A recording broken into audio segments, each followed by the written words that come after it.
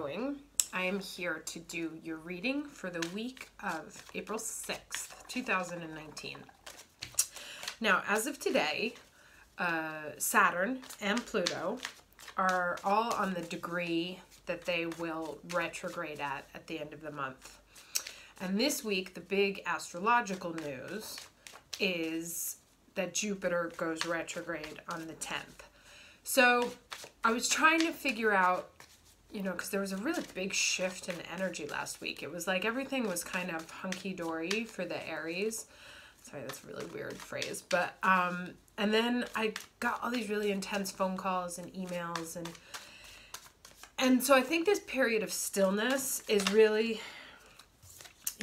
this is kind of the energy that I was getting from everyone last week. I think that this sort of giant halt in the energy that comes from the planets stationing is making us feel a little out of sorts. We've spent the majority of this year. Can I have a card for the week of April 6, 2019 for Aries, please? The energy that we've had all the beginning of this year has been really kind of rushing forward. And so I feel like the first 3 months, got this also, which is really about let time take its time and there is a destined plan. So that's kind of the energy that keeps coming up again and again. Can I have one card, please, for Aries for the week of April 6th? So yeah, we spent the first 3-4 months like really charging forward, which is an energy that we love, because everything's moving. There was that Mercury retrograde, but it didn't actually feel that heavy until it went direct again, I think, because of the Pisces pileup, basically. But the beginning of this year, I feel like has felt moving forward, even in situations that were shitty, that we didn't like. At least there was movement, and we love movement. What we don't like is stagnation. And so I feel like this month of April might feel a little bit uncomfortable because there's going to be a lot of stagnation due to the planets stationing and about to go retrograde. So this can make you feel like, oh God, what's happening? So all of a sudden the energy that you got used to in pushing things forward is suddenly gone, and it's been replaced with this more internalized, introspective time to sort of reflect and fix what we did. But that's the nature of cycles. Oh, there we go. I'm about to ask and it came out. Again, this is my second Dutch deck, so I have to go look that one up, but that's that card. So don't get despondent because the energy's shifted. It was bound to shift eventually. We actually had quite a long period of time of all the planets being in forward motion. It's rare that it lasts all the way to April. I think last year it just went to March. So we got a little extra time in that push forward, and I think the best way to look at it right now, can I have 3 cards for the week of April 6th, 2019 for Aries, is that you were given sort of your annual marching orders between January and the beginning of April, right? Whatever you're going to have to deal with this year, whether it's the breakup of relationship, whether it's moving to a new town, whether it's deciding a new habit, getting a new job, starting a new company, some situation happened in the first 3-4 months that's now going to have to be revised. You're going to have to go back to it. So a lot of movement may have happened in that situation. It may have gotten stalled somehow. And now it's time to go back and deal with it thoroughly, which is not something we love to do. We like when things move forward and there's results. And now is going to kind of be a time where we have to go back and investigate and deal with the T's and dot the I's because we have Saturn squaring us. And so all that forward movement is going to have to be double checked. 2 cards for the rest of the week of April 6th, 2019. So kind of look at it that way. It's not that you're being stalled. It's that you know exactly what you have to deal with now for the rest of the year. And now it's time to flesh those out. You've got a skeleton of what needs to be accomplished. It's a lot of cards, but I'll take them.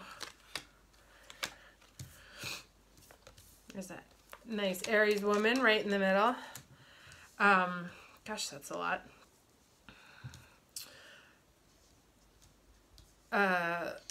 Yeah, so you have your plans for, that's interesting. Maybe it's like one for each day. So look at that. You have your plans for the rest of the year. You have your skeleton, and now the rest of 2019, as you go through these retrogrades, is really going to be about going back into things. And, you know, so it's like we thought we were comfortable with where we were, but now there's something new. Or it's like, okay, great. You had these ideas. You thought your cups were full. You wanted to get to 10, but you're at 9. And now it might feel like you have to start over and you're confused by the options. But as long as you go back to who you are and your power and your energy, you'll see that you'll be able to move forward into making, perhaps, here's that extra missing cup, you know? It's like you started off with the 9 and then here's the last one. Now this moon card at the end here with the secrets, you see how these are all water based at the end? This kind of throws me for a little bit. So let me look this one up and see the rest of the themes that are running through here, and I'll be with you in a second. Okay, so this card here, the one that I had to look up, is this is a card of change and transformation. And what it warns of, or what it speaks of, is that there's tremendous change happening, and that when change happens, it can often feel very uncomfortable to us.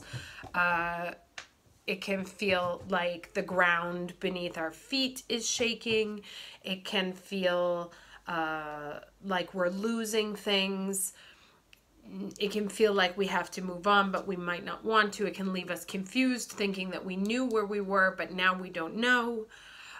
Because something's trying to come in that's new.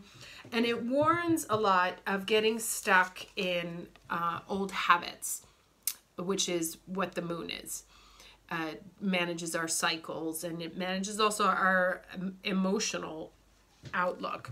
And so all of the cards here, these 3 in particular, talk about not getting, it's very similar to the new moon reading that I got, which is that yes, things are shifting right now, and they are in a way of loss, because you can see the 9 goes to the 7, comes back to the 1.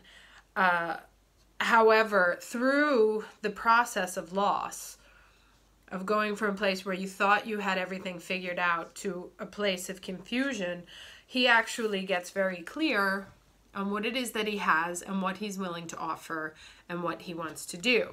And the process of doing that is that it has to move forward. So this card in particular warns of getting stuck. And it talks about a woman who is depressed, and because she's called to do something that has nothing to do with herself, she's able to snap herself out of her own depression. So really, I think the message here is that there's some sort of transformation going on. Perhaps you've lost something, a relationship, a job. Perhaps you're changing identities. There's something new in your life somewhere that's causing confusion on how to go forward, right? And it may feel uncomfortable, and it may feel like you're too old, too young, don't have enough time. You know, time may have something to do with why that's uncomfortable. Maybe you worked on it for so long. Maybe you were married for so long that whatever time is as a factor in that process of change is actually not a factor. It doesn't matter that it took you that long, or now you think you're not going to find another husband, wife, or get pregnant again, or it takes too long to get rid of that addiction, or it's going to be too long to build that business. Time is not an issue, so take it off the table. It's not something to be worried about. You are blessed, whatever the process is, even though it feels uncomfortable. God, these nails, man. Even though the process may feel uncomfortable, know that it is blessed by the divine, and it is good luck, even if it doesn't necessarily feel like it. What the cards ask us is, because this is bang smack in the middle, is to stay in this energy. So every time you feel like you're drowning, or every time you feel like you're stuck in another emotional cycle, or you're confused, you don't know what to do, you're anxious, step into your Queen of Wands. And that's if you're a male or a female. The Queen of Wands is super powerful, right? She's chill. She's not worried about anything because she's the boss, and she's our fire boss, you know? So step into that. It's a visualization I do for a lot of my clients when they have issues of feeling weak, or there's too much like tumultuous stuff going on in their life. Is just to sort of sit down for 15 minutes at the end of the night and put on a song that makes you feel powerful. You know, like if you like the Rocky song, then play the Rocky song. Or there's that song from the P.T. Barnum movie called This Is Me. Put something on that makes you feel powerful, and then speak out loud, because that way it unites all the factions of your brain. Speak out loud as if you were talking to a friend of yours, and describe how you feel when you feel your most powerful, and notice what it feels like on your skin when you do that. You'll actually feel that your energy will shift. You'll feel that your body will shift. So whenever you're starting to drown and getting lost in the water, or you feel despondent or worried anxious about time, or that the change is just too much and it's causing an earthquake in your whole life, step back into your Queen of Wands energy, right? Because that's where you're your most powerful. That's where you're the boss. And you can get back here, even if you feel like life is tearing you down everywhere else, you can get back here anytime you want. Like, fake it till you make it is an actual thing. If you can convince, the part of your brain that handles imagination is the same part of your brain that handles memory. So if you can imagine it, your brain stores it as it's something that really happened. It believes that it's true. That's why that whole fake it till you make it thing works, and why people end up believing their own lies. So this is a useful visualization, useful energy to embody anytime you feel like you're getting weak. There is a lot of change happening, and more than change, I think what's happening is in the turning of the tides. Like I said, the planets are stationing this month, which is like pulling the reins of a running horse, and that can feel extremely uncomfortable and extremely scary. Like everything that was rushing forward is now suddenly screeching to a halt. Don't be, because as we said, it's all part of the process. It's part of the cycles of the universe, and what goes forward has to come back a little bit so that it can perfect and go forward again even better, because in the process of moving forward, it gets clarified from that which is missing to that which is confusing to, okay, that's what I wanted. Out of all those things, that was the one thing that I was looking for. So have faith in the process. I know that's pretty generic, banal advice, but you know, if it's true, what else am I supposed to do? Anyway, do your visualization, because that will help tremendously anytime you're feeling like this. You know, like these are your choices of energetic states. Which one would you rather be in? And believe it or not, they are choices. So you can choose to be here, or you can choose to be here. I would choose this one.